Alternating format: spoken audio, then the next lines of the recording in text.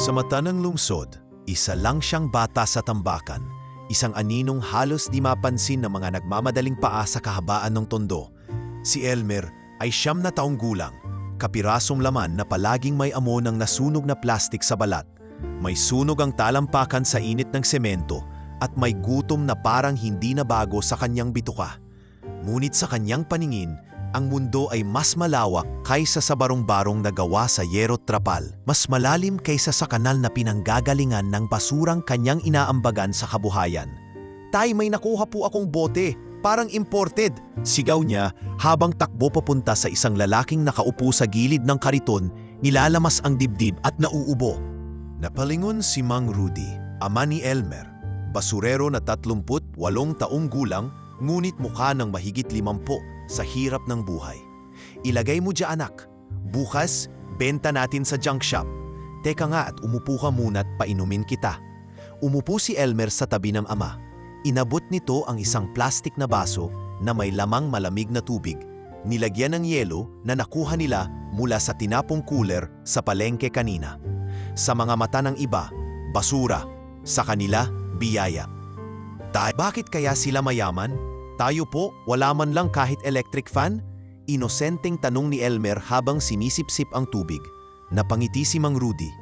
"Anak, may mga bagay sa buhay na hindi mo pwedeng sukatin sa kung anong gamit meron ka. Pero kung puso ang sukatan, panalo tayo." Panalo nga po, pero minsan po sana may kanin man lang tayo na may ulam araw-araw." Sabay tawa ni Elmer, pilit, sabay tapik sa balikat ng ama. Tuwing 3:00 ng madaling araw ay nagigising si Elmer upang samahan ng ama sa pangangalakal. Nakabuhol ang kanilang kariton sa isang sirang bisikleta. May tali sa gilid para hindi mahulog ang mga pinulot. Karton, bote, bakal. Sa bawat madadaan ng eskinita, may pangalan siyang tinatawag. "Kuya Alan, may bote kayo? Ate Marie?" May latang wala ng laman. Kabisado na niya ang mga supplier nila ng basura. Pagbalik nila sa ilalim ng tulay, inaayos nila ang mga nakuha. Ang mga plastik ay hiwalay, ang mga bote ay tinatanggalan ng takip, at ang mga latan may lamang sardinas ay tinatago para painitin sa tanghalian. Sa tabi ng kariton ay may kalan na luma, hango rin sa tambakan. Dito sila nagluluto ng kanin kung meron. "Tay, tingin niyo po ba? Aabot pa tayo sa Pasko ng may handa?" Tanong minsan ni Elmer habang pinapausukan ang isang lata ng corned beef na halos puro mantika na lang. "Basta't buhay ka, anak. Yan ang handa ko." Marami sa lugar nila ay namumuhay sa parehong paraan. Pero may kakaiba kay Elmer. Hindi siya naghahanap ng away. Hindi siya nanlilimos. Kapag may tira sa tinda ng tinapay, iniipon niya ito hindi para sa sarili, kundi para sa mas maliliit na bata sa kalye. "Kuya Elmer, may tinapay po ba kayo ngayon?" tanong ni Joy, isang batang babae na mas maliit sa kanya ng 2 taon, payat at may pilat sa pisngi. "Oo, Joy, ito, tig-2 kayo ni Junjun." Sabay abot niya ng plastic bag na may lamang lumang pandesal. May mga gabi na tila masyadong tahimik na parang hindi lungsod ang paligid. Sa mga gabing iyon, magkatabi silang mag-ama sa banig. Ang langit na may butas sa bubong ang kanilang TV screen. Tinitingnan lang nila ang mga bituin, pinangalanan ang mga ito batay sa imahinasyon. "Tay, yung pinakamaliwanag na bituin, pangarap ko po yan," bulong ni Elmer. "Anong ibig mo sabihin? Paglaki ko po, aakyat ako dyan. Hindi para kunin, kundi para magliwanag rin ako sa ibang tao. Para pag may batang tulad ko na nakadapa, makita niya ako at malaman niyang may pag-asa." Napaluha si Mang Rudy, pero pinigilan ng sariling hikbi. "Anak, hindi mo alam kung gaano ako aswerte na ikaw ang naging anak ko." Ngunit sa likod ng pagmamahalan at pagsisikap, may panganib rin sa kalsada. Ilang beses nang muntik masagasaan si Elmer habang nangangalakal. Minsan, may rumaragasang tricycle na halos sumabit sa kanilang kariton.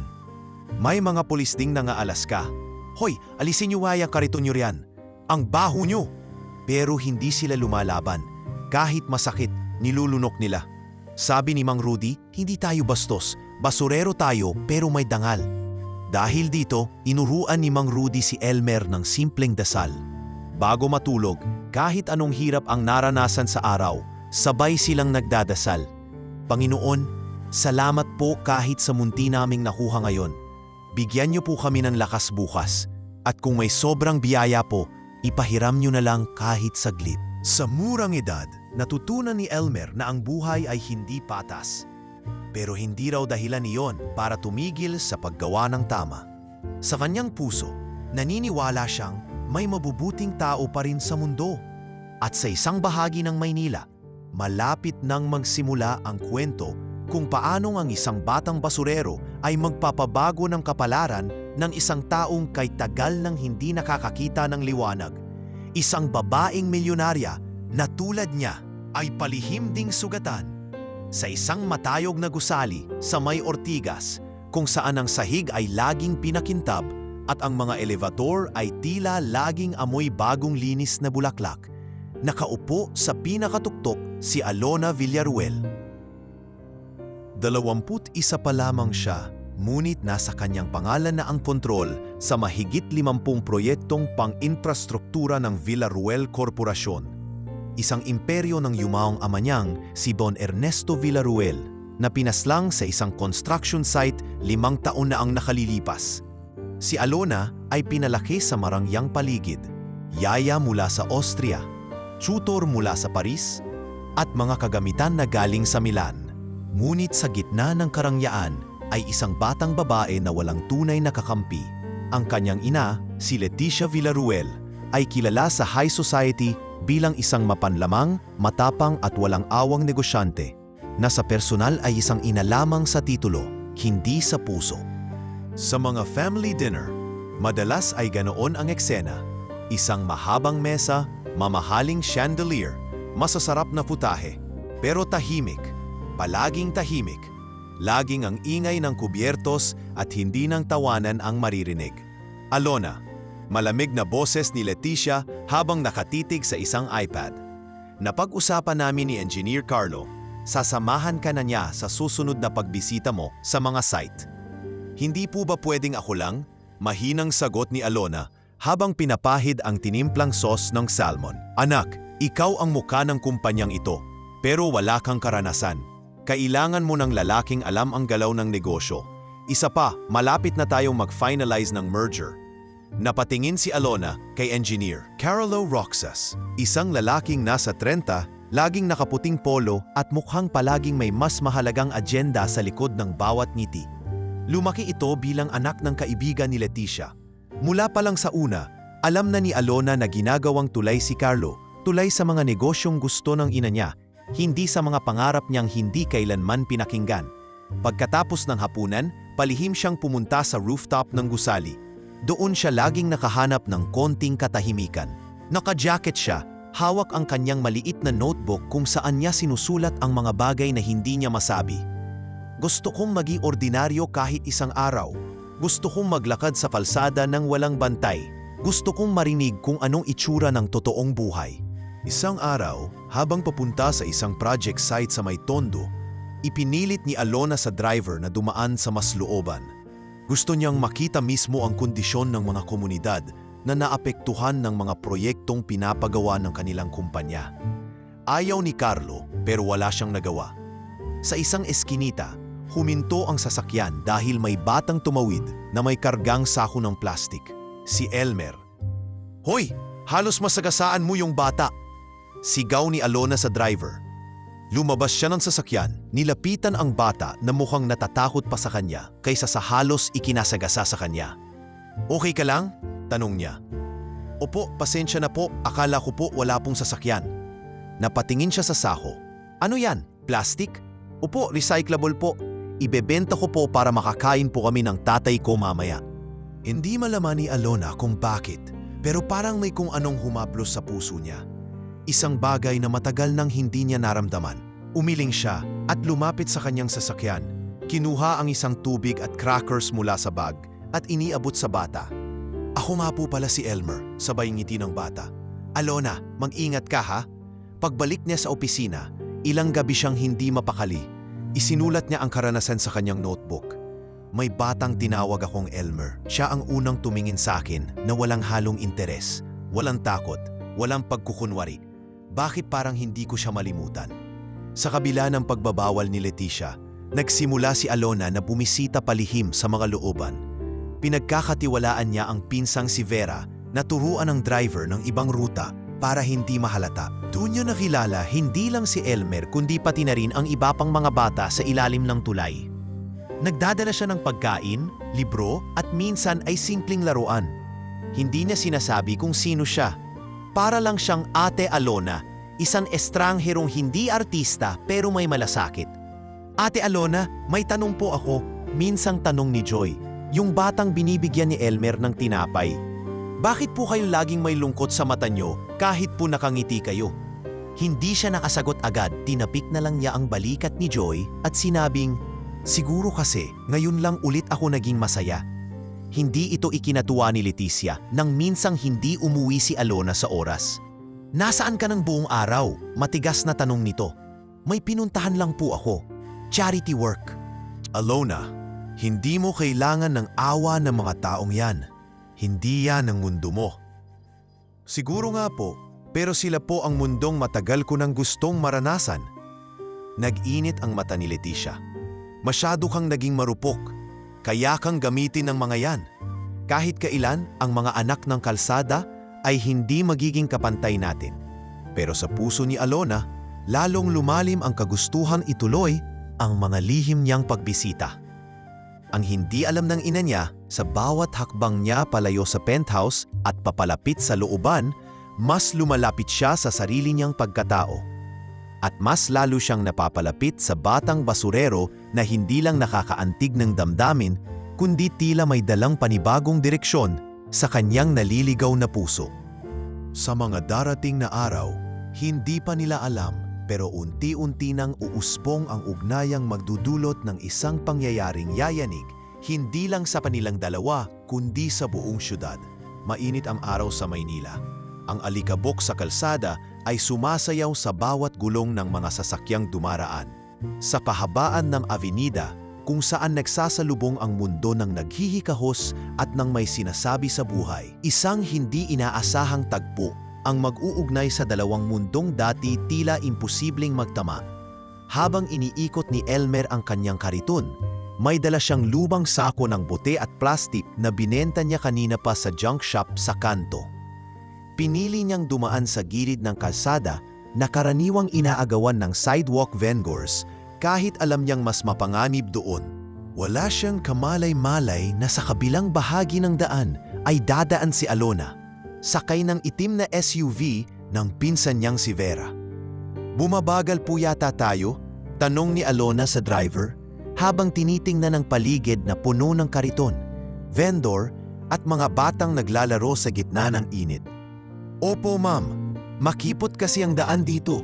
Pero ito po yung gusto ninyong ruta papunta sa feeding site.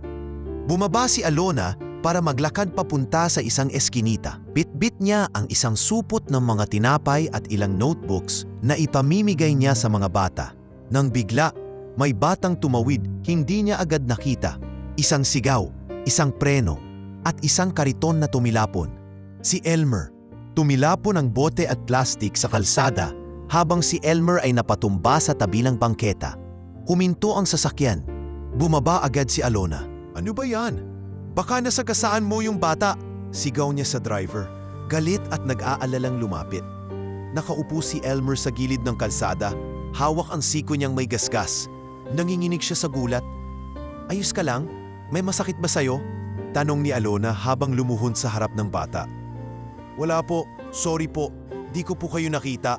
Akala ko po walang dadaan dito. Pinilit numiti ni Elmer kahit may hapdi ang braso.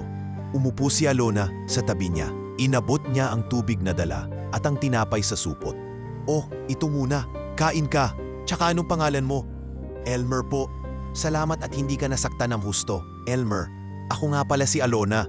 Sagot niya habang pinupunasan ng gasgas sa braso ng bata gamit ang panyo. Hindi matanggal ni Elmer ang tingin sa mukha ng babae, malinis, maputi at mabango. Pero ang pinaka nagpakilabot sa kanya ay ang mga mata nitong sa kabila ng yaman ay may lungkot na hindi kayang itago ng makeup. Mula noon, parang laging may hinihintay si Elmer tuwing linggo. Sa bawat pagdaan ng itim na SUV na hindi palaging pareho ang plaka, agad siyang lalapit kung sakaling bumaba si Alona. At sa loob ng 2 linggo, nangyari nga. Sa gitna ng isang feeding program sa may basketball court ng barangay, bumaba si Alona. Nakasuot siya ng simpleng blusa at pantalon. May bitbit na mga karton ng school supplies. "Mabuti naman at nandito ka," ngiti ni Alona kay Elmer. "Tulungan mo naman akong ipamigay ito sa mga bata." Mula noon, lingguhan na ang pagbisita ni Alona. Sa tuwing may dala siyang gamit, hindi lang si Elmer ang kanyang kinakausap, kundi pati na rin sina Joy, Junjun at ang ilan pang batang lansangan. Naging bahagi na siya ng maliit na komunidad na halos hindi pinapansin ng lipunan. Ngunit sa kabilang dako ng lungsod, may mataring nakamasid. Isang araw, habang sinusundo ni Engineer Carlos si Leticia mula sa meeting ng mga opisyal ng lungsod, may sinadyang pag-uusap ang dalawa sa loob ng sasakyan. "May naririnig ako, Leticia," sabi ni Carlo habang iniaabot ang iPad na may mga letrato ni Alona sa tundo. "Hindi na lang ito basta charity. Pabalik-balik na siya sa lugar na yon." "Anong ibig mong sabihin?" Malamig na tanong ni Leticia, sabay tingin sa screen. Tila may koneksyon siya sa isang batang kalye, anak yata ng basurero. Hindi nagsalita si Leticia. Ngunit ang mga mata niya ay unti-unting nagbabago ng anyo, mula sa hindi alam tungo sa pag-aalala. Hindi dahil sa bata, kundi sa reputasyong pinangangalagaan. Samantala, sa kabilang mundo, si Elmer ay nakatanggap ng isang batang bangkang gawa sa papel mula kay Alona. "Ano to?" tanong niya habang pinipisi lang papel. "Bangka yan, para sa'yo. Para paalalahanan kang kahit saan ka dalhin ng alon. Basta't may direksyon ka, hindi ka malulunod." Sagot ni Alona, sabay ngiti. Tahimik lang si Elmer. Sa murang edad, wala pa siyang ganong klaseng karanasan. Pero sa kanyang puso, alam niyang hindi lang ito laruan. Ito'y simbolo ng bagong pag-asa. Ngunit habang lumalalim ang koneksyon nilang dalawa, isang bata na may pusong busilak at isang babae na may damdaming nakapaloob sa gintong hawla, unti-unting dumadami rin ang mga matang hindi sang-ayon sa kanilang pagkakaibigan. Sa isang mundong may klasifikasyon ng mayaman at mahirap, ng edukado at mangmang, may mga linya na hindi dapat tawirin, sabi nila. Pero si Alona at si Elmer ay parehong hindi sumunod sa mga batas ng panlabas na anyo. Para sa kanila, ang tunay na yaman ay ang kakayahang makinig, umunawa at magmahal kahit magkaiba ang pinagmulan. At sa paglalim ng ugnayang ito, magsisimula na ring lumipaw ang mga aninong matagal nang nanonood sa dilim. Mabilis ang lumilipas na mga araw, ngunit mas mabilis pa rin ang paglaganap ng mga tsismis sa mga lansangang ginagalawan ni Alona at Elmer. Sa bawat linggong pagbisita ng dalaga sa looban ng tondo, lalo lamang dumadami ang mga matang nagmamasid. Hindi lamang ang mga kapitbahay at batang lansangan, kundi maging ang mga mata ng sariling pamilya ni Alona. At sa bawat hakbang niya palapit sa mundong kay tagal niyang hindi nakilala, ay siya ring paglapit ng panganib na tahimik ngunit marahas kung umatake. Isang gabi, habang nagpapahinga sa loob ng kanilang kariton, nakaramdam ng kaba si Mang Rudy. Pinapanood niya si Elmer na nag-aayos ng mga bote at lata sa kahon, habang nakasindi ang maliit na gasera sa gilid. "Elmer," mahina niyang tawag, "napapansin mo ba parang may mga tao na laging tumatambay dyan sa kanto kapag dumarating yung babaeng tinatawag mong Ate Alona?" "Opo, Tay. Yung isang lalaki nga po kahapon lang ay tinanong ako kung anong pangalan niya, saan siya nakatira at bakit daw siya lagi dito. Hindi ko po sinagot." Napailing si Mang Rudy. "Anak, baka mapahamak ka riyan. Alam mo naman, maraming mata sa paligid. Hindi lahat ng nguminingiti, totoo ang loob." Pero si Elmer ay hindi natakot. Sa kabila ng murang edad, alam niyang ang kabutihang ipinapakita ni Alona ay hindi dapat ikubli. Para sa kanya, kung may sinuman man ang dapat ilantad, iyon ay ang mga taong may balak na hindi mabuti. Samantala, sa isang silid ng Villaruel Mansion, pinagmamasdan ni Leticia ang mga larawan sa screen ng kanyang laptop.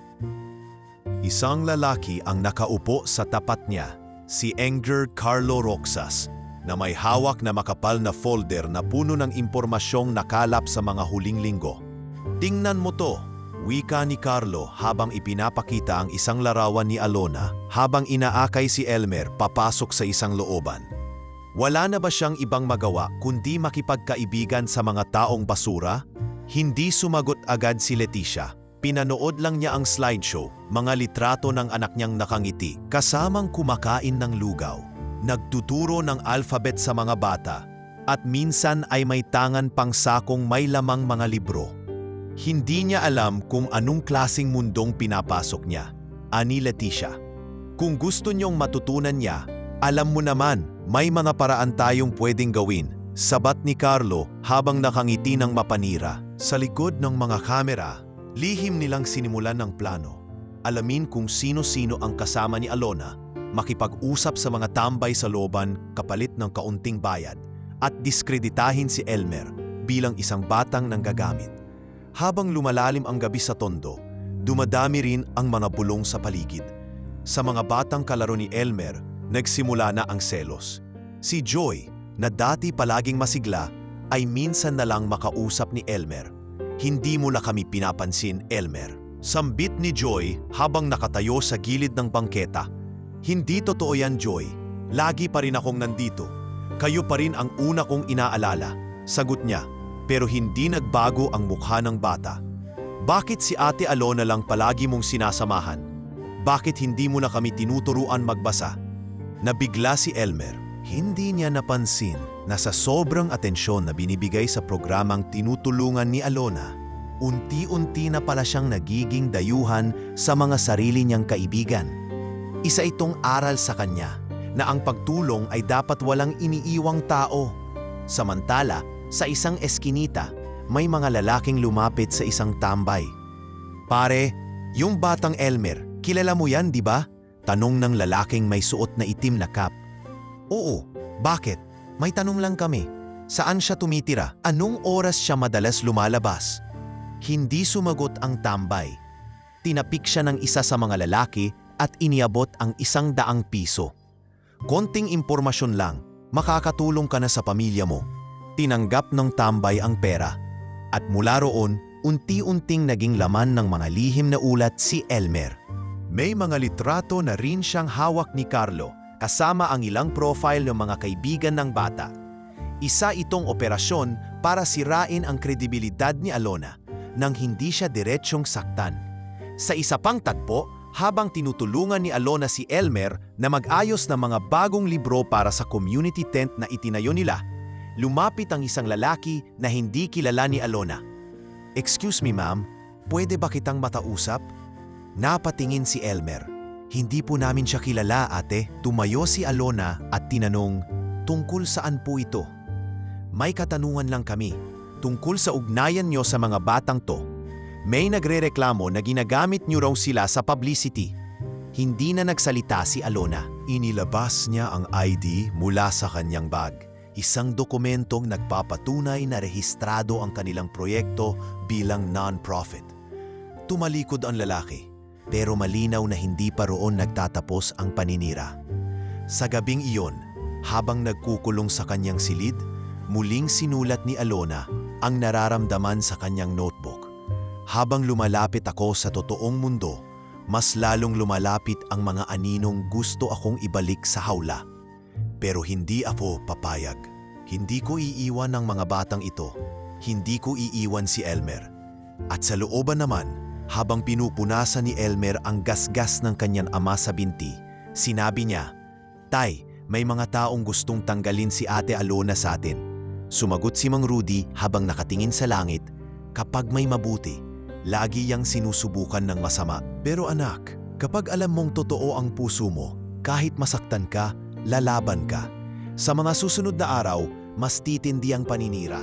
Ngunit mas lalakas rin ang ugnayang unti-unting itinatag ni na Elmer at Alona. Ugnayang hindi lang nakabatay sa pagkakaibigan, kundi sa pangakong hindi sila bibitaw sa isa't isa anuman ang dumating." Nakatakip ang langit ng Maynila sa makapal na ulap ng gabing iyon. Walang buwan, walang bituin. Tanging ilaw ng mga poste at patak ng ulan ang nagbibigay ng sinyales na buhay pa ang lungsod.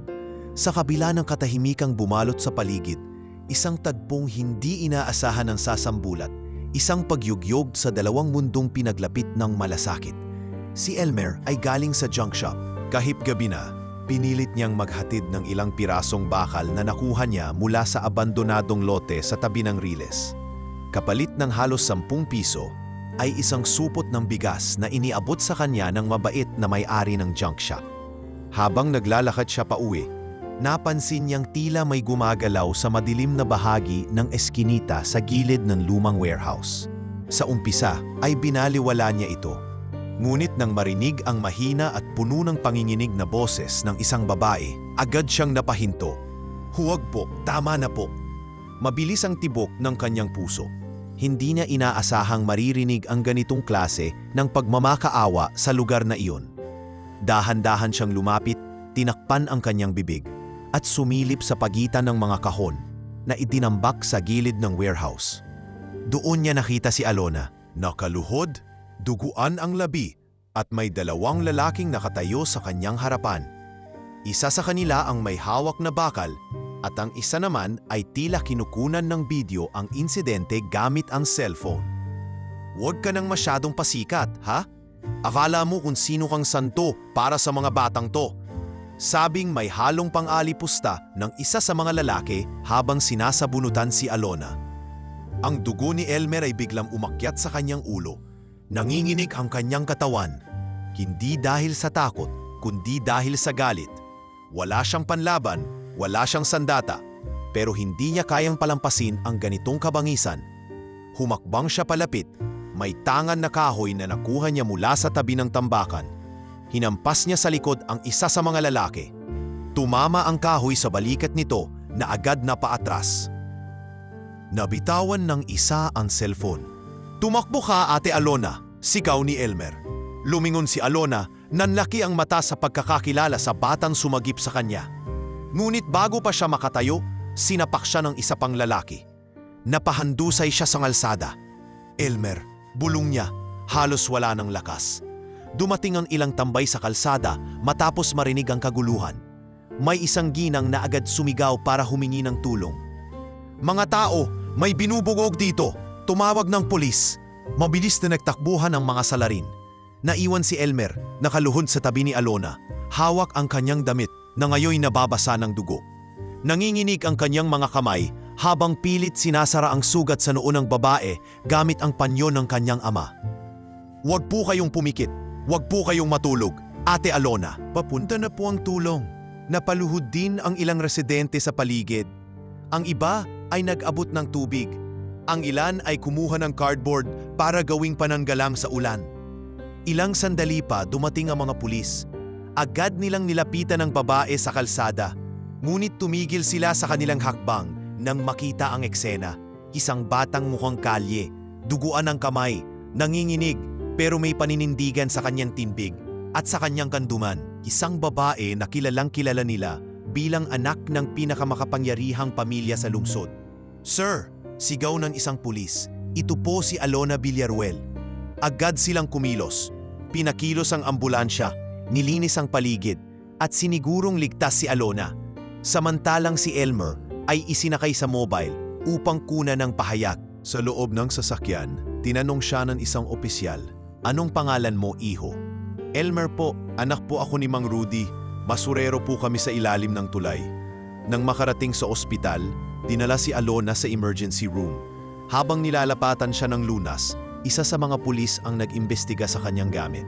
Doon nila nakita ang isang cellphone at sa loob nito, isang voice recording. Isang kalmadong boses ang maririnig.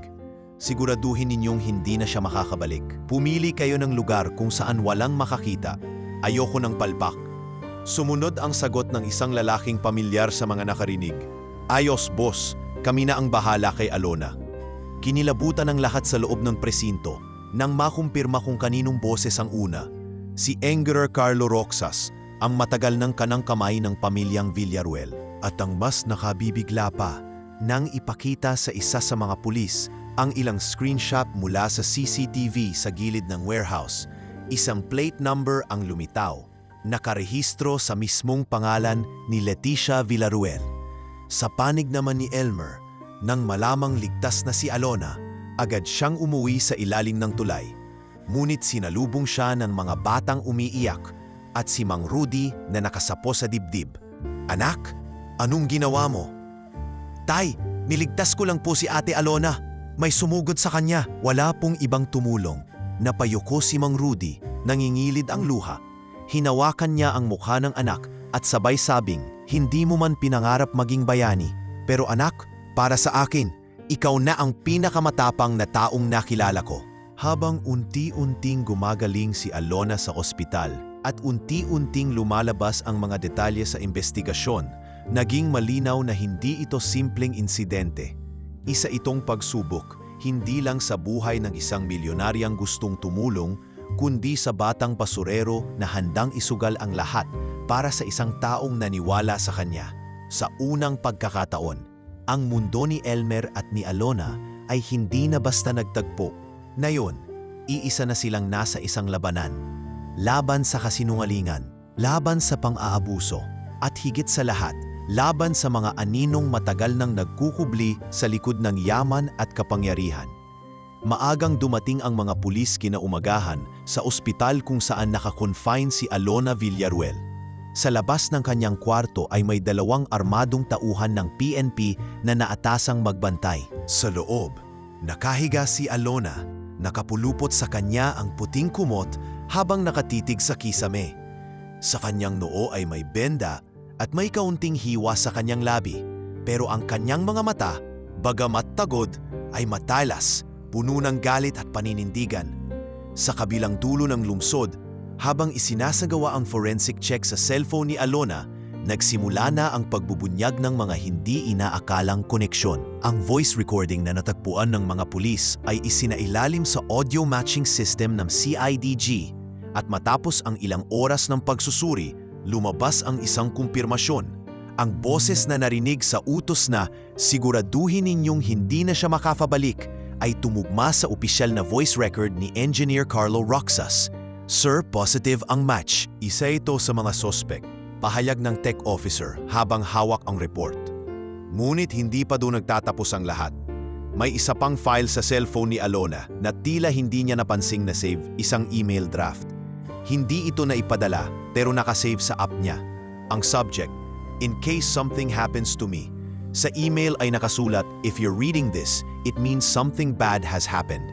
I suspect that my mother and Engineer Carlo are working against me. I've discovered suspicious transactions under Villaruel Corp using dummy subcontractors. The money isn't going to the communities. They're being siphoned off."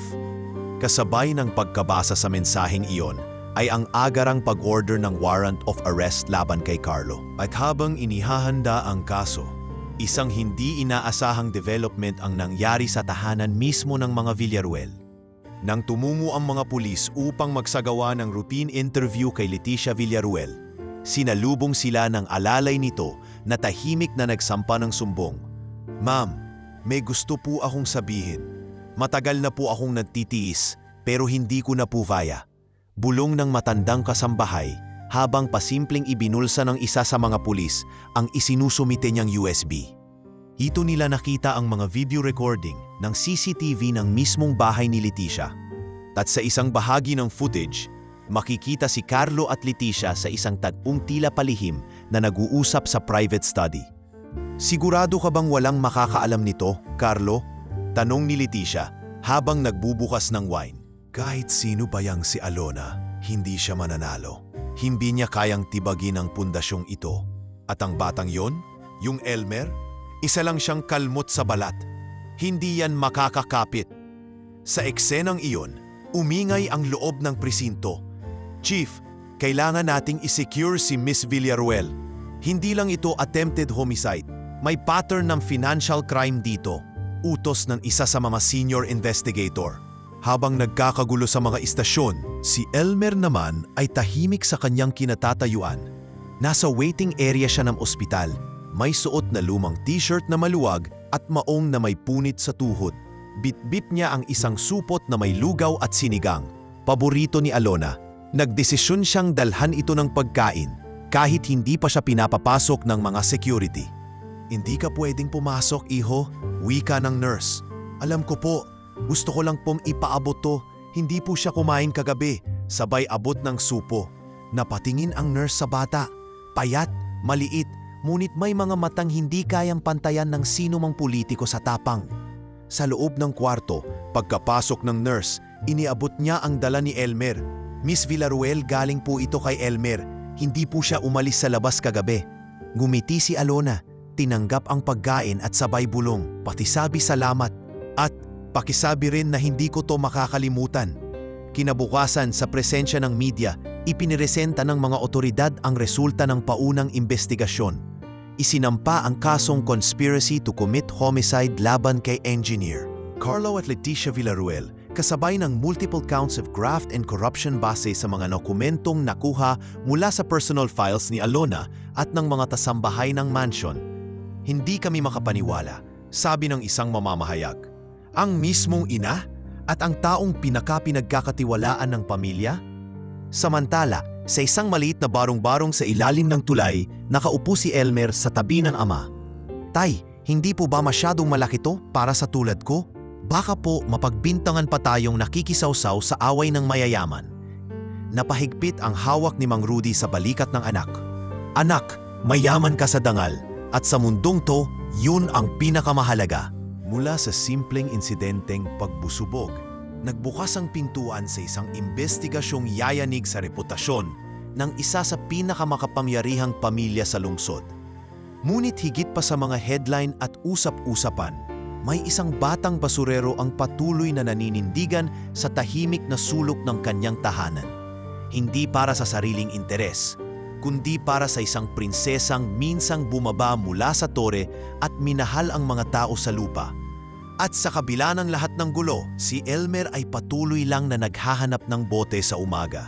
Nag-aabot ng tinapay sa mga bata sa hapon at nagpapasalamat sa gabi. Dahil kahit hindi niya sinasadya, siya pala ang naging dahilan kung bakit nabuksan ang mata ng batas sa isang katotohanang kay tagal nang inilihim. Sa pagsikat ng araw sa sumunod na linggo, tila hindi na kayang pigilan ang pagkalat ng eskandalo.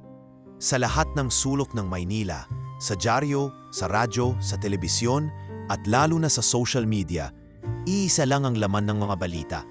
Milyonaryang anak binugbog, sinagip ng batang kalye, inaumano ang may plano. Ang mga headline ay tila sumabog na bomba sa lipunan. Ngunit sa gitna ng kaguluhan, dalawa lang ang tahimik.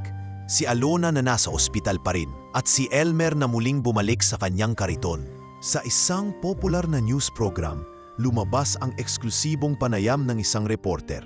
Sa mga oras na inaakala nating ang pinakamalapit sa atin ang magtatanggol sa atin, minsan sila rin pala ang nagtutulak sa kapahamakan. Pahayag ng anchor habang ipinapakita sa background ang blurred na larawan ni Leticia Villaruel. At sa kasong ito, isang batang lansangan ang naging bayani. Habang lumalalim ang investigasyon, mas lalong lumalaki ang kaso laban kina Leticia at Enger.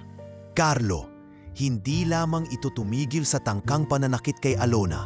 Lumabas na ang Villaruel Corporation pala ay may 5 dummy corporations na ginagamit bilang panakip para sa milyon-milyong pisong nawawala sa budget ng mga proyektong dapat sanay para sa pabahay ng maralitang tagalungsod. Isang press conference ang idinaos ng mga abogado ni Alona para i-anunsyo ang kanilang legal actions. Sa harap ng maraming mamamahayag, tumindig ang abogado ng dalaga. "Sa ngalan ng aming kliyente, si Alona Villaruel, kami po ay magsasampa ng kasong plunder at attempted homicide laban sa kanyang ina at sa dati nitong chief engineer na si Carlo Roxas. May sapat kaming ebidensyang magpapatunay ng kanilang pakikipagsabwatan, hindi lamang upang sirain ang karangalan ni Alona, kundi upang patayin siya." Mabilis ang naging epekto nito sa pamilihan. Bumagsak ang stock price ng Villaruel Corp ng mahigit 15% sa loob ng 2 araw. Ang mga kasosyo sa negosyo ng pamilya ay nag-alisan na, at ang mga dating yumupo sa pangalan ng Villaruel ay nagsimulang magsalita. May mga kontraktor, dating accountant, at ilang dating kasambahay ang lumabas upang magsiwalat ng kanilang nalalaman. Habang abala ang buong bansa sa pagbusisi sa eskandalo, si Alona ay nananatiling tahimik. Hindi siya humarap sa media. Sa halip, mas pinili niyang tumutok sa paggaling, parehong pisikal at emosyonal. Ngunit sa kanyang puso, isang desisyon ang unti-unting nabubuo. Hindi siya mananatiling biktima. Isang gabi habang nakaupo sa beranda ng ospital, dumating si Vera, ang kanyang pinsan. "Gusto mo na ba talagang ituloy ito?" tanong ni Vera habang inaabot ang isang tasa ng mainit na tsaa. Labanan ang sariling ina. "Hindi ko na siya ina," malamig na tugon ni Alona. Hindi kailanman naging ina si Leticia. Isang negosyante, isang politiko, pero hindi ina. Pero Alona, mapanira ito.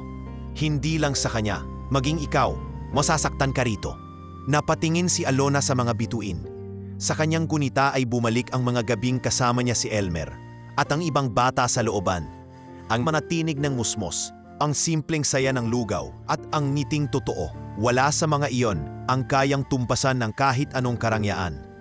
"Kung hindi ako lalaban, sino ang lalaban para sa mga katulad nila?" Sagot niya, "Ako ang may boses, hindi ko to kayang itikom." Habang si Alona ay nagpaplano ng mga legal na hakbang, si Elmer naman ay muling naging tahimik na bayani sa likod ng lahat. Ngunit hindi na siya ang batang tinatakasan ng kamera. Ngayon siya ang batang hinahanap ng bawat media outlet. Isang gabi, habang namumulot ng karton, may lumapit na mamamahayag. "Ikaw ba si Elmer? Pwede ka bang ma-interview sandali lang?"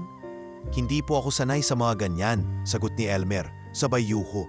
"Wala po akong masyadong alam sa sasabihin." Ngunit hindi siya tinantanan. Naging viral ang isang cellphone video ng kanyang pagsagip kay Alona. Sa naturang video, makikita ang kanyang takot, ang kanyang tapang, at ang pagkakaibigang walang hinihintay na kapalit. Sa huli, napilit siyang magsalita sa isang forum ng isang youth organization. "Nang tinanong ako kung bakit ko sinagit si Ate Alona," panimula ni Elmer, habang nakaupo sa harap ng maraming kabataan, "ang sagot ko lang po ay, kasi nakita ko po siya na parang ako. Pareho po kaming hindi pinipiling pakinggan. Kaya kahit wala po akong lakas, pinilit ko pong tulungan siya." Palakpakan ang bumalot sa silid. At habang nakaupo si Elmer sa gilid ng entablado, naramdaman niyang unti-unti nang nagbabago ang mundo sa paligid niya. Samantala, sa kulungan, si Leticia ay nakapiit sa isang pribadong selda. Walang alahas, walang makeup, at walang kahit isang bisita. Hindi siya umiyak, hindi rin siya nagsisisi. Tanging katahimikan ang naging tugon niya sa bawat tanong. "Gusto mo bang magpiyansa, ma'am?" tanong ng abogado niya. "Hindi ko kailangan ng awa ng korte," sagot ni Leticia. "Pero ipapakita ko sa kanila.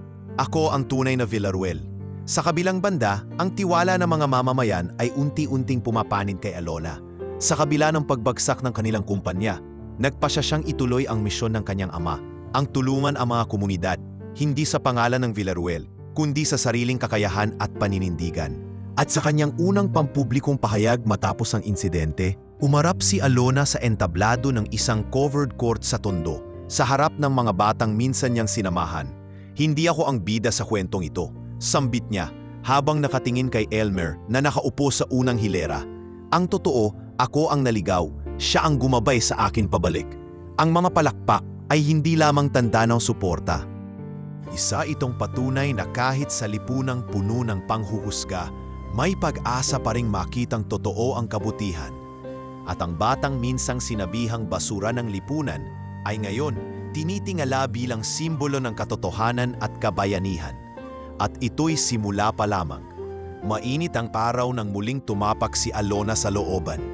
Hindi na siya sakay ng itim na SUV. Sa halip nakatsinelas siya, simpleng maong at puting t-shirt. Bitbit ang isang eco bag na puno ng pagkain at ilang bagong laruan. Nasa tabi niya si Vera, ang tanging kamag-anak na hindi bumitiw sa kanya sa gitna ng lahat. Sa pagdaan niya sa eskinita, hindi maikakaila ang gulat at tuwa sa mga mata ng mga residente. Hindi na siya ang dating dalagang parang dayuhan sa lugar. Kilala na siya ngayon bilang ang babaeng bumalik, hindi bilang Villaruel, kundi bilang si Alona, ang ate ng mga batang lansangan. Sa dulo ng kalsada, nakita niya si Elmer na abala sa pag-aayos ng mga kahon sa loob ng maliit na tarpaulin tent. Ginawa nila itong pansamantalang library. May ilang upuang plastik, mga second-hand na libro, at whiteboard na may sulat na "Araw-araw ay may pag-asa." "Uy, Ate Alona!" sigaw ni Elmer nang makita siya. Mabilis itong tumakbo papalapit. May bahagyang alikabok sa muka at pawis sa batok. "Napadalaw ka na naman?" May ngiti sa boses ng bata. "Hindi lang yon, may dala akong bagong plano." Sabay pakita ni Alona ng ilang folder. "Nakausap ko yung ilang NGOs. Pwede tayong magsimula ng pilot project dito sa looban, Project Salin Pag-asa. Feeding program, mobile learning at mini health center. Pero kailangan ko ng tulong mo, Elmer." Natahimik ang bata. Tiningnan niya ang paligid, ang mga bata, ang mga basurang nakatambak sa gilid, ang mga kartong ginagamit pa ring sapin ng mga pamilya. Tumingin siya kay Alona. "Pwede po bang hindi lang ako ang pag-aralin ninyo?" Mahina ngunit matatag ang tono. "Gusto ko po pati sila, lahat ng mga kalaro ko. Sila Joy, si Junjun, si Lito, si Ate Presi." Napangiti si Alona. "Kaya nga kita hinahanap eh. Hindi ka lang matapang, marunong kang magbahagi." Dahil sa kahilingan ni Elmer, naging bukas ang proyekto sa lahat ng batang interesado. Sa tulong ng mga voluntaryo mula sa isang edukasyonal na foundation, nagsimula silang magturo ng basic literacy, numeracy at values education. May dumating na mobile library, may libreng agahan tuwing umaga at may mga guro na handang magsakripisyo para sa kabataan ng lansangan. Isang hapon, habang tinuturuan ni Elmer si Joy na bumasa ng maikling kwento, napadaan si Mang Rudy. May dalang plastik na may lamang gamot. "Anak," bungad niya, "dumating na yung gamot ko. Libre daw sabi ng klinik na partner mo." "Tiyak ba yun?" "Upo tay, kasama yun sa programang pinapatakbo ni Ate Alona. Dati po kasi may ganyang plano ang tatay niya, pero hindi natuloy. Ngayon po, siya na mismo ang gumagawa." Napaupo si Mang Rudy sa bangketa, tila hindi makapaniwala. "Dati akala ko hanggang basura lang tayo. Pero ngayon, anak, pakiramdam ko, parang may konting pag-angat sa bawat araw." Nagpatuloy ang mga programa. Hindi naging madali. May mga araw na kulang sa pagkain. May gabing nasira ang bubong ng tent sa ulan at may panahong pinagdududahan ang intensyon nila ni Alona. Ngunit sa bawat pagsubok, isang bata ang lumalapit at nagsasabi ng "Salamat po." Sa bawat salamat, nagiging mas matatag si Alona at mas matibay ang paniniwala ni Elmer sa misyon nila. Makalipas ang ilang buwan, isang documentary group mula sa isang kilalang TV network ang dumalaw. Naging bahagi si Elmer sa isang espesyal na episode tungkol sa mga batang bayani ng lansangan. Sa panayam, tinanong siya ng host, "Elmer, anong pangarap mo balang araw?" Napangiti ang bata at tumingin sa community tent. "Gusto ko pong maging guro, pero hindi po yung guro sa loob ng malaking eskwelahan. Gusto ko pong maging guro ng mga batang walang bahay, yung walang libreng papel o bag, pero may matinding pangarap." Tahimik ang paligid. Maging si Alona ay napatingin sa kanya. May luhang naipon sa mata. Ipinatong niyang kamay sa balikat ni Elmer. "Anak ka nga ng tatay mo," bulong niya. Matapang at marunong tumindig para sa iba. Bilang gantimpala sa dedikasyon ni Elmer, isang kumpanya ang nag-alok ng scholarship sa kanya. Pero sa halip na tanggapin agad ito para sa sarili, tinanong muna niya si Alona, "Ate, pwede po bang hatiin na lang yung scholarship? Baka may isa pang bata na pwedeng makasama ko." "Huwag kang mag-alala," sagot ni Alona. "Tayong dalawa ang gagawa ng paraan para hindi lang isa, kundi 10 ang makinabang." Kasabay ng mga pagsulong sa proyekto, ang kalusugan ni Mang Rudy ay unti-unting gumanda. Sa tulong ng libreng dialysis program ng partner clinic, nabawasan ang bigat ng araw-araw na paghihirap. Minsan, naabutan pa siyang nagtuturo ng pag-recycle sa mga bata. "Hindi lang kayo dapat marunong magbasa," wika niya. "Dapat marunong din kayong magtapon ng basura ng may respeto. Para sa sarili niyo at para sa kalikasan." Sa bagong mundo na unti-unting binuo ni na Alona at Elmer, walang mayaman o mahirap. Lahat ay may papel, lahat ay may karapatang makinig at magsalita.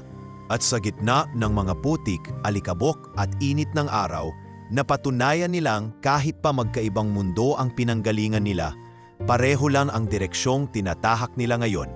Ang mundo ng pagbabagong nagsisimula sa kabutihan at malasakit.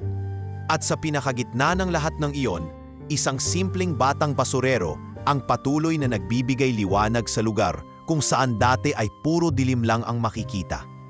Sa kabila ng tagumpay ng Project Salin Para-asa at sa kabila ng mga ngiti ng mga batang natututo na ngayong magsulat ng kanilang pangalan, hindi pa rin tuluyang tapos ang dilim sa paligid ni Alona at Elmer. Sa ilalim ng bawat progreso, may mga matang muling sumusubaybay, mata ng mga hindi kontento, mata ng mga hindi mangalimot sa kanilang kapangyarihang unti-unting binuwag. Sa isang mataas na gusali sa Makati, muling nagtagpo sina Edgar Carlo Roxas at isang abogado. Matapos makapagpiyansa sa isa sa mga kasong isinampa laban sa kanya, pansamantala siyang nakalaya habang patuloy ang pagdinig. Hindi pa huli ang lahat, aniya, habang pinapanood ang balita tungkol sa community center ni Alona.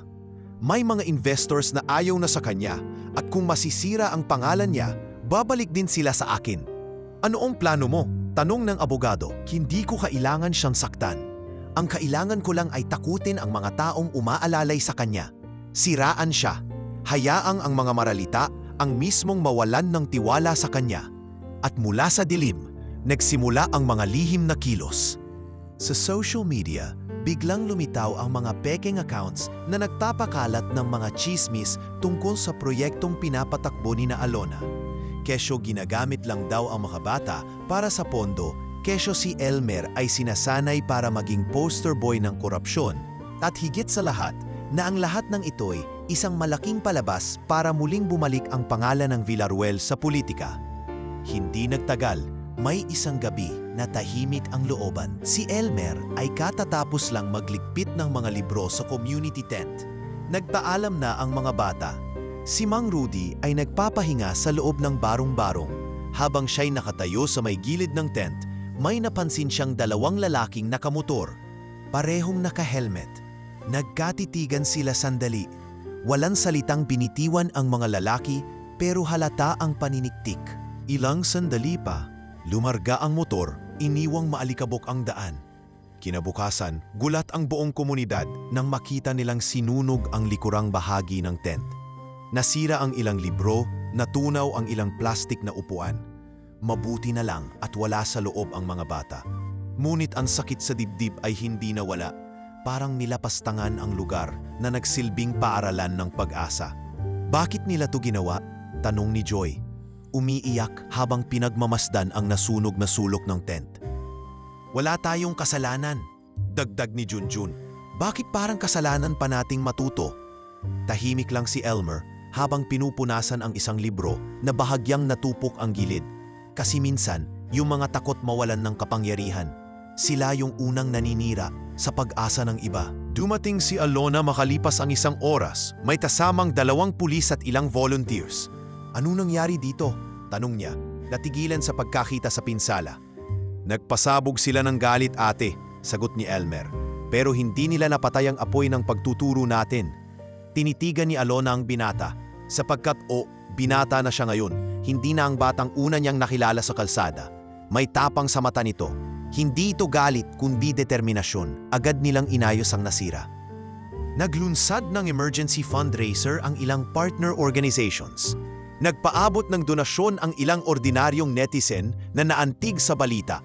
Muling itinayo ang community tent, mas malawak at mas matibay pa sa dati. Sa gitna ng lahat ng ito, isang CCTV footage ang inilabas ng barangay. Kitang-kita ang plate number ng motorsiklong dumaan sa lugar ng sunog. At matapos ang cross-referencing ng mga pulis, lumabas ang pangalan ng may-ari. Isang dating tauhan ni Carlo Roxas noong siya'y proyekto manager pa sa Quezon City. Gusto mong kasuhan natin agad? Tanong ng pulis kay Alona. Hindi pa, gusto kong maipon ang lahat ng ebidensya para sa susunod, hindi lang siya ang managot, kundi pati ang lahat ng nasa likod nito. Samantala, bumalik si Elmer sa pagtutok sa mga bata. Mas naging aktibo siya sa pagtuturo. Sa kabila ng mga banta, hindi siya umatras. Hindi tayo pwedeng matakot, pahayag niya sa harap ng klase. Kapag tayo ang umatras, panalo sila. Pero kung lalaban tayong sama-sama, Mas malaki ang laban natin. Habang tinuturo niya ang alpabeto kay Joy, naramdaman ni Alona ang paglalim ng kanyang misyon. Hindi na ito basta pagkaautang sa batang minsang sumagip sa kanya. Isa na itong tungkuling hindi maaring talikuran. Ngunit hindi maiiwasan ang pag-aalala. Isang gabi habang naguhugas ng pinggan sa clinic office, kinausap siya ni Vera. Alona, hindi mo kailangang gawin lahat mag-isa. Alam ko, sagot niya. Pero kung hindi ko ito gagawin, baka wala nang ibang sumubo. At paano si Elmer? Paano ang mga bata? Lahat sila umaasa sa atin. Hindi na sumagot si Vera. Sa halip niyakap niya ang pinsan at sinabing, basta't huwag mong kalimutang bantayan din ang sarili mo. Sa linggong iyon, dumating ang isang masamang balita. Isang gabi, habang naghahain ng hapunan si Elmer sa kanilang barong-barong, bigla na lang napaupo si Mang Rudy, hawak ang dibdib, nang hihina. Agad siyang isinugod sa klinika ng proyekto, pero kinailangan din siyang dalhin sa mas malaking ospital. Sa hallway, habang nakaupo si Elmer, lumapit si Alona. Kaya mo pa? Tanong niya. Tahimik si Elmer sa una, pero sumagot din kalaunan. Dati ang iniisip ko lang, makakain kami sa araw-araw. Ngayon, iniisip ko kung paano mapapanatiling buhay ang lahat ng ito. Pero ang totoo, ang gusto ko lang talaga, gumaling si Tay. Hinawakan ni Alona ang kanyang kamay. Hindi ka na nag-iisa. Tayong dalawa na ang lalaban para sa lahat. Sa pagpasok ng bagong kabanata, mas tumitindi ang hamon, ngunit mas lumalalim rin ang pagkakapit ng kanilang puso't layunin. Sapagkat kahit may mga pilit na umaaligid, may mas matibay na puwersa sa gitna nila. Ang pananampalataya na ang kabutihan sa huli ay laging magwawagi. Tahimik ang gabi sa ospital. Sa isang silid, sa ikatlong palapag, naroon si Alona. Nakaupo sa tabi ng kama ni Mang Rudy na himbing sa tulog habang nakakabit ang IV sa kanyang braso. Si Elmer naman ay nakasandal sa pader sa may gilid ng bintana, nakatitig sa mga ilaw ng Maynila. Hindi siya umiiyak pero malinaw sa mukha niya ang pagod at takot. Sa mga huling araw, ramdam na ramdam niya ang bigat ng mundong dati kinaya niyang pasanin kahit mag-isa. Ngunit ngayon, tila unti-unting sumasagad ang kanyang lakas. Okay lang bang sumuko minsan? Bulong niya. Hindi malinaw kung para kanino ang tanong. Nilingon siya ni Alona. Lumapit siya sa binata at marahang umupo sa sahig sa tabi nito.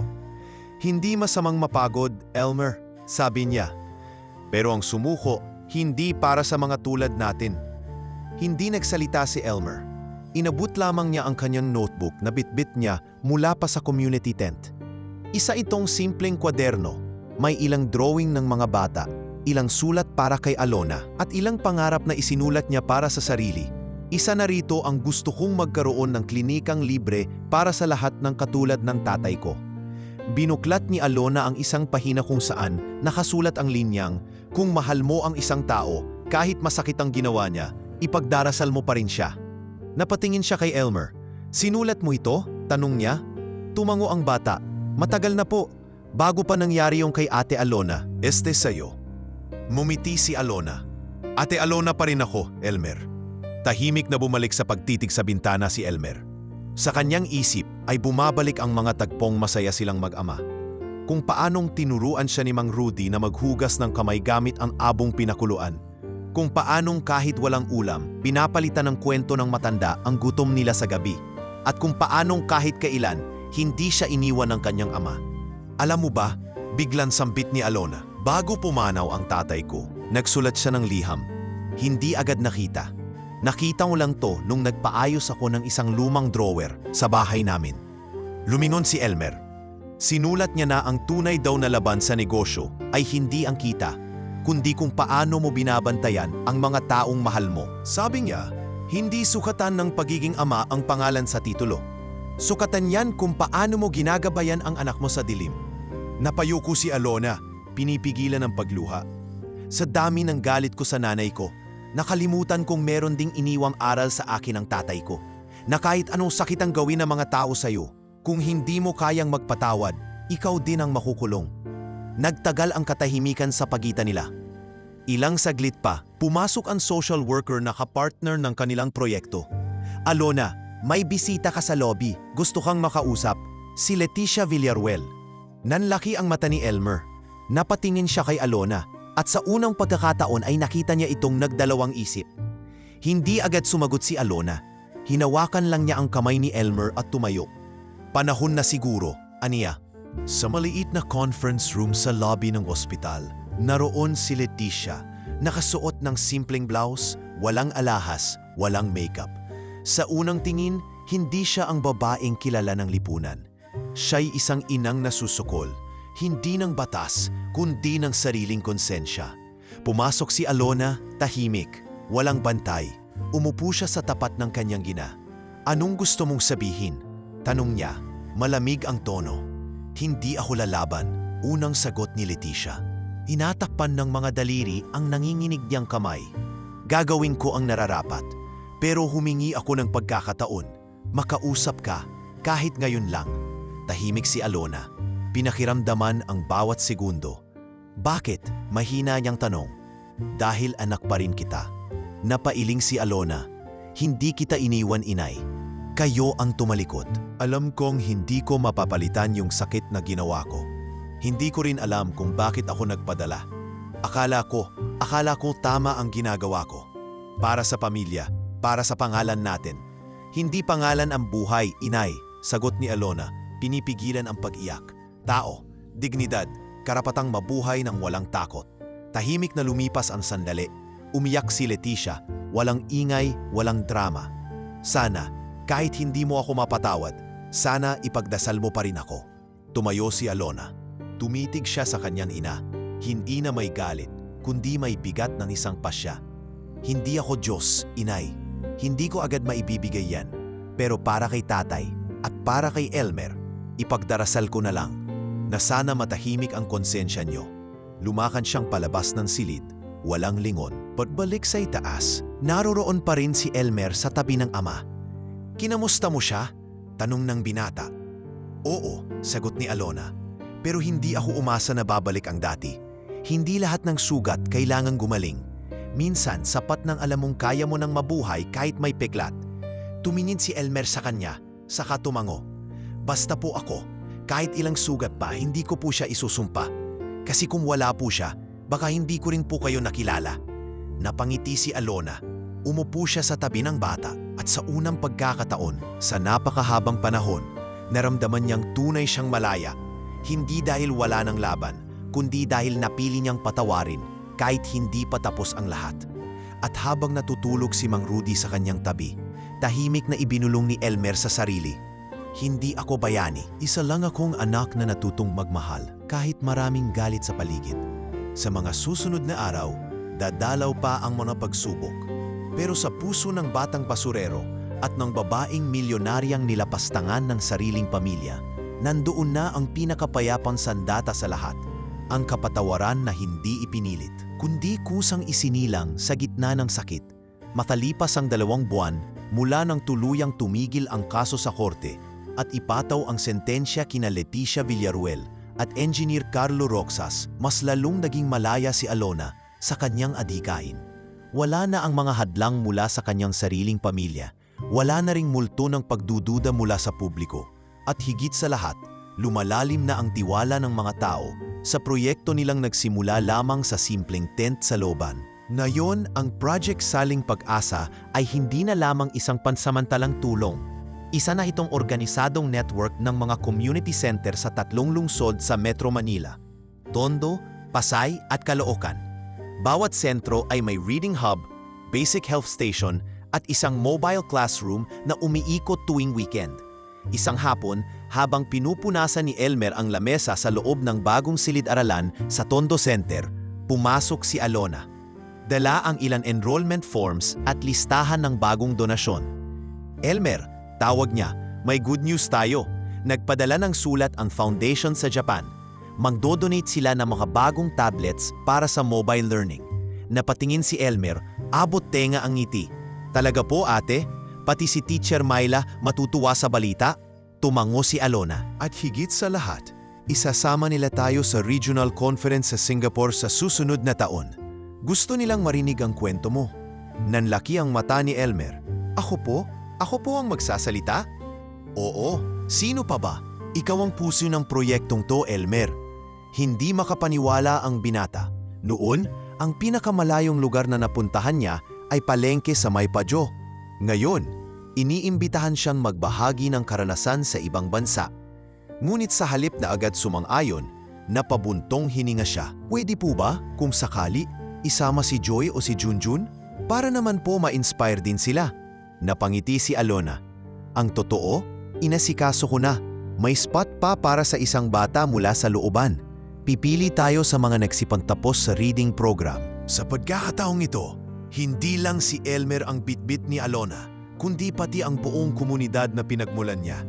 Isa itong paninindigan na ang pag-angat ay hindi para sa iilan, kundi para sa lahat ng may pangarap. Samantala, sa ikalawang floor ng center, nakaupo si Elmer sa isang maliit na opisina na ginawa para sa kanyang responsibilidad bilang junior ambassador ng proyekto. Dito niya isinulat ang kanyang unang panukalang programa, Araw ng Kalinisan. Araw kung saan tuturuan ng mga bata ang ibang kabataan sa kanilang komunidad kung paano ang tamang pagsegregate ng basura, composting at simpleng urban gardening. Bakit kailangan natin to? Tanong ng isang batang volunteer na nagbabasa ng proposal ni Elmer. Dahil lahat ng malinis na lugar, mas madaling turuan ng kabutihan, sagot niya. Kapag natutong maglinis sa mga bata sa paligid, matututo rin silang panatilihing malinis ang puso't isip nila. Sa mata ng ibang tao, simpleng aktibidad lang iyon. Pero sa mata ng batang dating nabubuhay sa tambakan, isa itong revolusyon. Revolusyon laban sa kaisipang basura lang ang kapalaran nila. Revolusyon ng dignidad.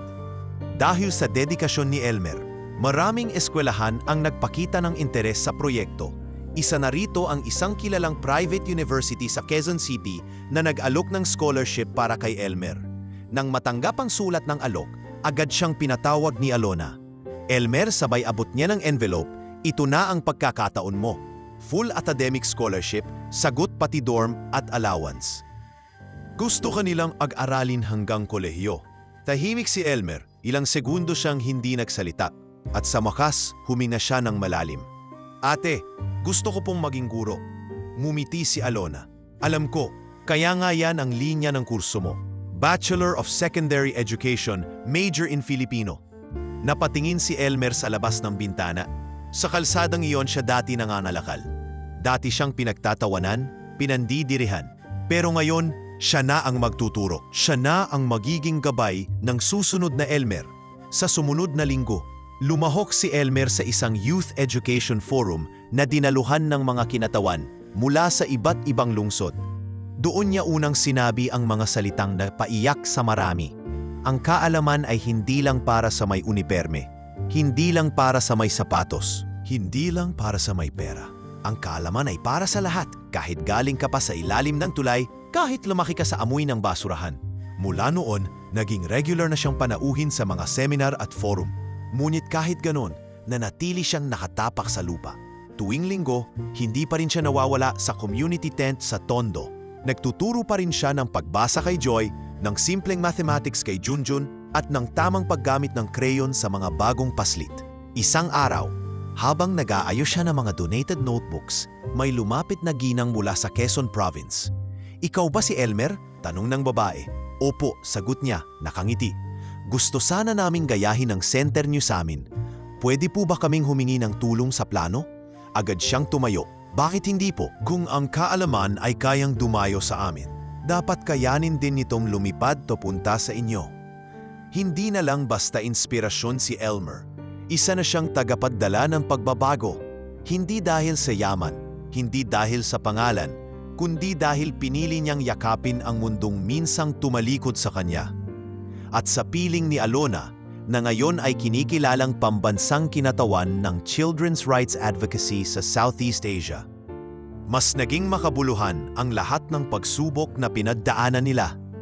Ang dating project na akala ng marami ay pang-display lamang ay naging ugat ng tunay na pagbabago sa maraming komunidad. At sa bawat bagong sentro na naitatayo, isang bahagi ng kwento ni Elmer ang naibabahagi. Kwentong mula sa tambakan, umabot sa entablado ng mundo, At sa mata ng mga batang tinuturuan niya ngayon, si Kuya Elmer ay hindi lang guro. Siya ay alamat. Ang tagumpay ng Project Salin Pag-asa ay tila tuloy-tuloy na daloy ng liwanag sa madilim na bahagi ng lipunan. Sa bawat sulok ng mga dating abandonadong looban, naroon ang mga ngiti ng kabataang natuto ng bumasa, sumulat at mangarap. Ngunit sa bawat hakbang paakyat, may mga aninong pilit sumasabay. At minsan, ang pinakamasasamang balita ay dumarating sa pinakakahinog na oras ng pag-asa. Isang umaga, habang inaayos ni Alona ang mga dokumento para sa expansion ng proyekto sa Northern Luzon, dumating si Vera na halatang nagmamadali, may hawak na sobre. Alona, may ipinadala sa opisina. Walang pangalan ng sender, pero dapat mo itong makita. Binuksan ni Alona ang sobre at mula rito ay lumabas ang ilang pirasong litrato. Luma ngunit malinaw. Isa rito ang kuha kay Elmer habang nakatayo sa harap ng community center. Sa likod ng larawan, may nakasulat sa pulang tinta. Hindi pa ito tapos. Kasunod noon, may isa pang envelope. Sa loob nito ay isang Polaroid. Si Alona at si Elmer na magkaharap sa isang lecture. Pinagtatawanan ang isang drawing ng bata.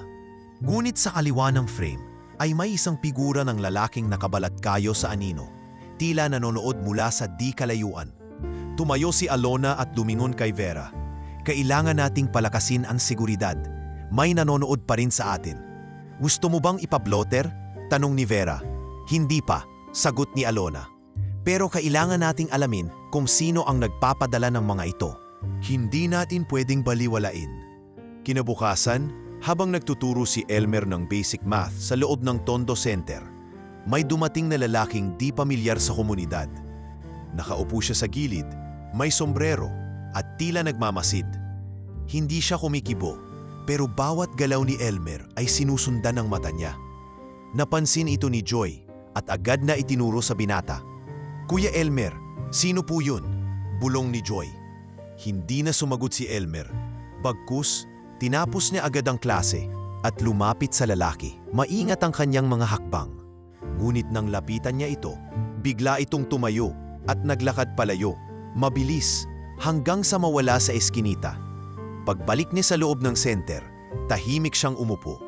Tumingin siya sa mga bata at sa kanilang mga notebooks. Doon niya muling naalala, ang tagumpay kahit paano ay may kaakibat na panganib, lalo na kapag hindi lang iilang tao ang umaasa sa iyo. Hindi na sila nag-atubili pa. Kinabukasan, nagtakabit sila ng mas maraming CCTV sa paligid ng community center. Nagdagdag din sila ng mga security personnel sa mga major sites ng proyekto. Sa mga meeting, sinimula na ring isama ang crisis management plan na dating hindi nila iniintindi. Habang abala sa pagpapatatag ng seguridad, isang araw ay bumisita si Elmer sa pinakabagong site sa Marikina. Kasama niya ang isang bagong volunteer na nurse at isang team ng guro. Doon niya nakita ang isang batang babae na tila tuliro. Nakaupo sa gilid ng kanal, hawak ang maruming laruan. Lumapit siya, dahan-dahan. Anong pangalan mo? Tanong ni Elmer. Rhea po, sagot ng bata, halos pabulong. Nasaan ang nanay mo? Wala na po, umalis po noong isang linggo. Napatingin si Elmer sa nurse na kasama niya. Sabay sabing, bigyan siya ng makakain at ilista ang pangalan. Isama natin siya sa primary learners batch. Habang pinupunasan ng mukha ni Rhea, isang ideya ang sumagi sa isip ni Elmer. Paano kung mas maraming ganitong bata? Yung mga nawawala sa sistema, sa listahan, sa radar ng mga ahensya. Nang makabalik sa opisina, agad niyang inilatag ang panukala sa board ni Alona. Anong gusto mong itawag sa programang to? Tanong ng isa sa mga education heads. Project Silong, sagot ni Elmer. Para sa mga batang walang matirhan, walang bantay, walang pangalan. Sa ilalim ng programa, bibigyan natin sila ng pansamantalang tirahan, pagkain at basic education habang inaalam ang pinagmulan nila. Nagkatinginan ang mga miyembro ng board, tahimik. Ngunit hindi dahil sa pag-aalinlangan, kundi dahil sa paghangang muli kay Elmer. Kailan mo gustong simulan? Tanong ni Alona. Bukas, sagot ng binata. Bibigyan natin sila ng pansamantalang tirahan, pagkain at basic education habang inaalam ang pinagmulan nila. Hindi maaalis ang takot sa posibilidad ng panibagong banta. Lalo na't isang gabi, habang naglalavad si Elmer pauwi ganing sa workshop, may naramdaman siyang mga yabag sa likuran. Nang lingunin niya, walang tao, pero sa poste may nakadikit na papel, drawing ng isang mata na may pangilalim na teksto. Ikaw ang susunod. Kinabukasan, iniulat na nila ito sa pulisya. Hindi na sila nag-aksaya pa ng oras. Nagsimula na rin ang NBI na muling tingnan ang mga natitirang kasangkot sa kaso ni Alona. Sa unang listahan, lumabas ang 3 dating bodyguard ni Engineer Carlo na hindi pa rin natatagpuan simula noong tasagsagan ng kaso. May natitirang kasabwat bulong ni Vera isang gabi. At maaaring hindi pa sila tapos sa balak nila. Hindi rin tayo tapos sa laban natin, sagot ni Alona. Pero habang pinipili nating tumayo araw-araw, wala silang panalo. Sa ospital naman, sa mga panahong tahimik, si Mang Rudy ay muling nakaramdam ng paghina. Isang gabi, habang inaasikaso siya ni Elmer, sinabi nito, "Anak, kung sakali, huwag mong itigil to ha, kahit mawala ako. Nandyan pa naman po kayo." "Tay, hindi po kayo mawawala," sagot ni Elmer. Pilit ang ngiti. "Hindi ako natatakot mamatay, Elmer. Pero natatakot akong bitawan ang mundo nang hindi nasisiguro kung may tutuloy sa laban mo." Hinawakan ni Elmer ang kamay ng ama. "Huwag po kayong matakot. Hindi po ako aalis. Hanggat may batang nagugutom, magtuturo pa rin ako. Hanggat may batang naliligaw, susundo pa rin ako. At sa kabila ng mga aninong hindi pa ganap na nawawala, may isang bagay na hindi nila kayang sirain. Ang diwang yulat, matatag, at walang kapantay sa puso ng isang batang basurero na piniling tumindig. Hindi para sa sarili, kundi para sa lahat ng iniwang walang tinig." Lumipas ang 4 na taon. Marami nang nagbago, ngunit ang ugat ng lahat ng pangarap ay nanatiling buhay. Ang alaala ng batang basurero na minsang tumindig sa gitna ng panganib para sa isang taong ni hindi niya kaano-ano. Sa isang silid ng isang pampublikong unibersidad sa Maynila, tahimik na nakaupo si Elmer sa pinakahuling hanay ng graduation hall. Suot ang kanyang toga. Hawak-hawak niya ang lumang larawan nila ng kanyang ama, si Mang Rudy, na pumanaw 1 taon bago siya makapagtapos. Sa ilalim ng larawang iyon, may nakasulat sa sulat kamay ni Elmer, "Para sa iyo, Tay, tinupad ko." Ang pangalan niya ay tinawag ng Dean. Bachelor of Secondary Education, cum laude, Elmer Francisco. Tumindig siya, mabagal ngunit matatag ang hakbang. Sa bawat pag-apak niya sa entablado, parang umuugong sa kanyang panbinig ang tunog ng mga paa sa semento noong siya'y naghahanap ng bote at bakal. Nang bitbit niya ang diploma at binigyan ng yakap ng Dean, hindi niya napigilang mapatingin sa langit. "Salamat, Tay," bulong niya. Sa labas ng auditorium, sinalubong siya ni Alona. May dalang bukay ng mga sunflower at isang medalya ng parangal mula sa Department of Education. "Hindi ako makapaniwala," ani Alona. Mumiti habang pinunasan ng luha sa gilid ng mata. "Ilang taon lang ang nakaraan, pinapanood lang kitang magturo sa ilalim ng pent." "Ako nga rin po," sagot ni Elmer, mahigpit ang yakap kay Alona. "Kung hindi dahil sa inyo, baka nasa tambakan pa rin ako." "O hindi dahil sa tapang mo, wala ring salin pag-asa ngayon," tugon ni Alona. Kasabay ng kanyang pagtatapos ay ang formal na pagbubukas ng isang bagong gusali sa Tondo. Tinawag itong Bahay Alona, isang kombinasyon ng community learning center, libreng gamutan, at shelter para sa mga inabuso o napabayaan na bata. Ang disenyo ay pinagplanuhan mismo ni Elmer, kasama ang ilang arkitektong dapong scholars din ng proyekto. Sa harap ng bagong gusali ay may marker na may nakasulat. Ang bahay na ito ay itinayo hindi lang mula sa pondo, kundi mula sa puso ng isang batang pinili ang kabutihan kaysa galit. Sa inauguration, dumalo ang iba't ibang kinatawan mula sa gobyerno, NGOs, pati ilang dating street children na ngayon ay scholars na rin ng programa. Isa sa kanila ay si Joy, na ngayon ay nasa 2nd taon ng kolehiyo at kumukuha ng kursong social work. Sa kanyang mensahe, tinawag ni Joy si Elmer sa entablado. "Kung hindi dahil sa iyo, Kuya Elmer, baka iniisip ko pa rin hanggang ngayon na basura ang turing sa amin ng mundo. Pero pinalitan mo yan ng paniniwala na may halaga kami at may karapatan kaming matuto, mabuhay at mangalap." Napaiyak ang ilan sa crowd. Isa sa mga napaluha ay si Alona, na tahimik lang sa likuran. Hindi nagtagal, lumawak ang impluensya ni Alona. Itinalaga siyang pambansang kinatawan ng Children's Rights Advocacy Council of Southeast Asia. Regular na siyang naiimbitahan sa mga summit sa Bangkok, Jakarta at Kuala Lumpur upang ibahagi ang karanasan sa pagbuo ng grassroots education movement. Ngunit sa kabila ng kanyang global role, hindi pa rin siya nawawala tuwing Miyerkules sa Tondo, araw ng community consultation. Dito siya unang natutong makinig, kaya dito rin niya pinipiling bumalik. Minsan tinanong siya ng isang journalist sa isang interview, "Miss Villaruel, bakit kahit ganito na ang tagumpay ninyo, bumabalik pa rin kayo sa lugar kung saan kayo muntik nang mamatay?" Ang sagot niya ay simple, "Dahil doon ako muling nabuhay." Isang gabi, habang nagpapahinga sa loob ng kanyang silid sa bagong built volunteer house, dumalaw si Elmer. May dala siyang envelope. "Alam kong busy ka," bungad niya, "pero gusto ko po sanang ibahagi ito sa inyo." Binuksan ni Alona ang sobre. Sa loob nito ay isang panukala, ang itayo ang unang Salin Pag-asa Teachers Academy, isang training center para sa mga nais magturo sa mga marginalized communities.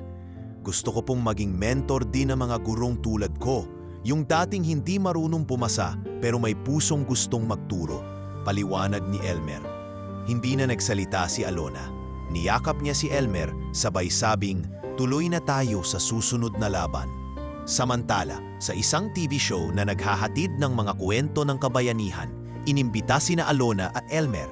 Doon muling ibinahagi sa publiko ang buong kwento, mula sa bugbog sa kalsada hanggang sa pag-angat sa lipunan. Maraming nanood, maraming tumawa, marami ring umiyak. Ngunit ang pinaka-nagmarka ay ang huling tanong ng host, "Elmer, ikaw ba ang tunay na bayani ng kwento niyong ito?" Napangiti si Elmer, saka tumingin kay Alona. "Hindi po ako ang bayani. Ako lang ang naging daan. Ang tunay na bayani ay yung kahit pinatapakan ng mundo, pinipili pa ring tumulong. At yung kahit galing sa tuktok ng lipunan, handang bumaba para damayan ang mga nasa baba." Muling humalakak ang studio at kasunod nito'y palakpakan. At sa sandaling iyon, tila natapos na ang lahat ng sakit. Natuldukan ang pangungutya, nabura ang lamat ng nakaraan. Ngunit higit sa lahat, napatunayan na ang kabutihan, gaano man kaliit, kapag pinili araw-araw, ay lumalaki at lumalalim. At mula sa isang sakong bote at bakal, hanggang sa isang diploma at makabagong paaralan, si Elmer ay naging simbolo ng pag-asa, hindi lamang para sa mga batang lansangan, kundi para sa buong bansa. At sa dulo ng bawat pagtuturo, kapag tinatanong siya ng mga bagong bata, "Sir Elmer, bakit po kayo nagtuturo?" Isa lang ang lagi niyang sagot, "Dahil may isang taong naniwala sa akin noong wala pa akong boses. At ngayon tungkulin ko namang ibigay yon sa inyo."